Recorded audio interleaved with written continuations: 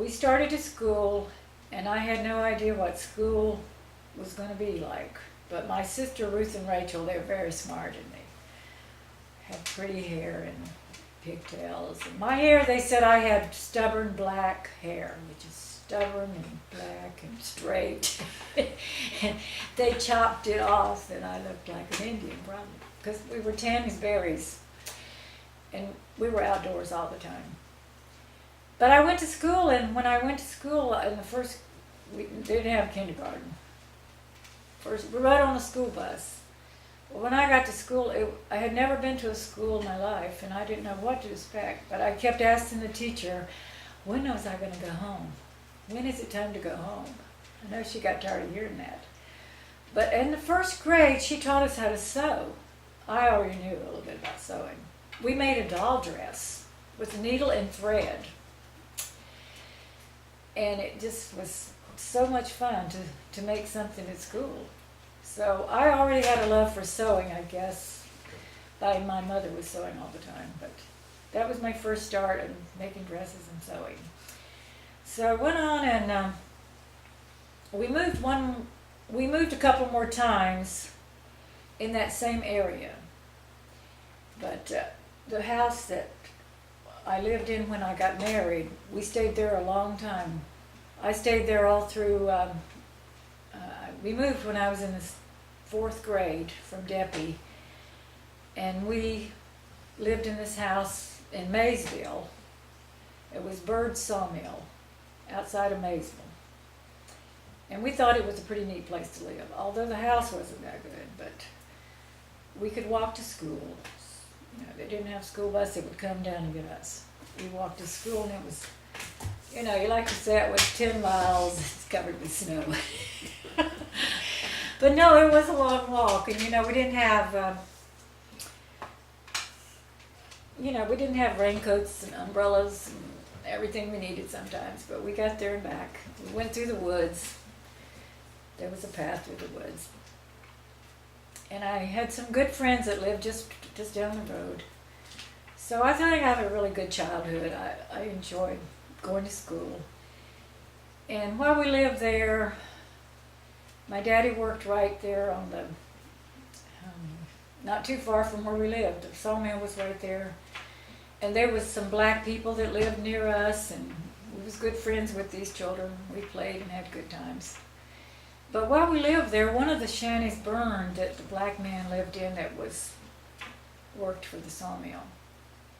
And I remember how sad that was. He burned in his on his bed that had metal springs.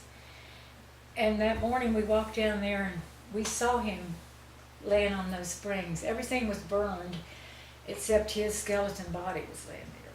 Oh my goodness. And his flesh, some of it wasn't completely burned. And I will never forget how that looked. And I don't know why someone didn't take care of him right away.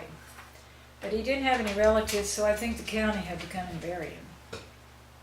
So that was one of the memories I had. And when we lived there, we raised hogs, and when it got cold enough, we always butchered these 3 or 4 big hogs. They raised them till they was about 400 pounds, I think. My Aunt Betty lived down the way, and she had a husband that was, he drank, and, well, my daddy did too, but she had a hard elementary school. It was different too than what anybody growing up now would think. We had a lot of fun times. The teachers would let us go outdoors a lot and play. And we could go barefooted, and no telephones, no air conditioning. The floors were, to keep the dust down, they were blackened with oil. And if you walked around barefooted, your feet were black. So it was dirt floor with oil on it? No, it was not dirt. It was wood floor, but they put oil on it for some reason. And it was black, and it would get on your feet. So did you have more than one grade in your class, or did they have separate rooms? Well, there was a few of them, like the first and second grade. I was in with the second grade, and then the 7th and 8th grade was in a class. But most of the other ones.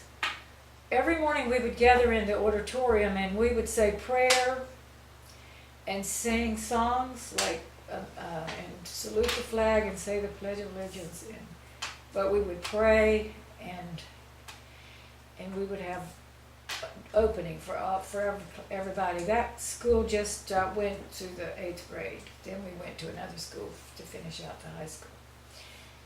But I was very good in school, and I had nothing at home to distract me too much from my schoolwork. No television, no telephone. And we didn't talk we didn't see people all the time, you know, it was mostly on weekends we saw. Although I had some friends down the road that we walked to school together. But basically it was just staying at home and doing things around the house. Mama didn't give us too many chores because she said that she started working when she was 8 years old, taking care of the house and taking care of younger siblings. And she said she wanted us to have a good time and play, because sooner we would be into that responsibility. And she wanted us to have a childhood that she never had.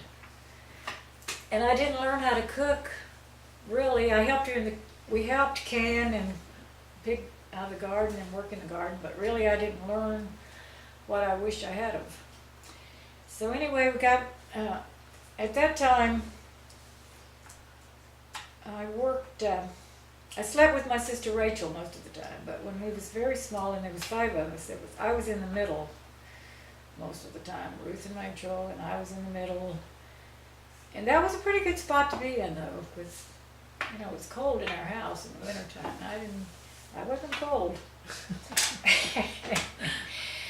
So, in the 8th grade, I was valedictorian in my class. Made a speech up on the stage. I remember Mama helped me make this white waffle piqué dress to wear. And I was always so tan in the summertime. We was always outdoors. I was very tan, and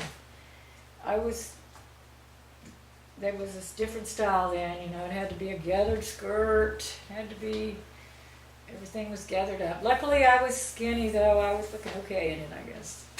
We didn't take too many pictures. Really, I don't have too many pictures. Even when I was little, I think I just hardly had any pictures made back then. And so I became addicted to taking pictures when I was able to get a Kodak Hawkeye camera in high school.